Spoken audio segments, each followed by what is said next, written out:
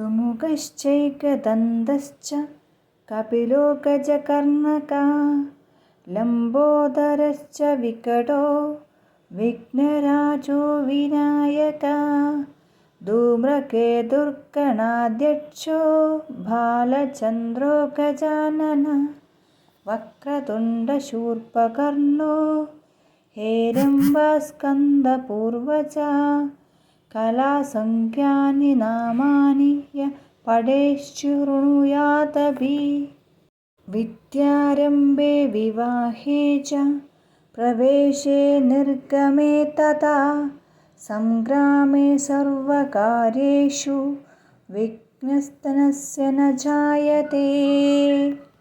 सुमुखश्चैकदन्तश्च कपिलो गजकर्णकः लम्बोदरश्च विकटो विघ्नराजो विनायकः धूम्रकेतुर्गणाध्यक्षो भालचन्द्रो गजाननः वक्रतुण्डशूर्पकर्णो हेरम्बस्कन्दपूर्वजः कलासंख्यानि नामानि यः पठेच्छृणुयादपि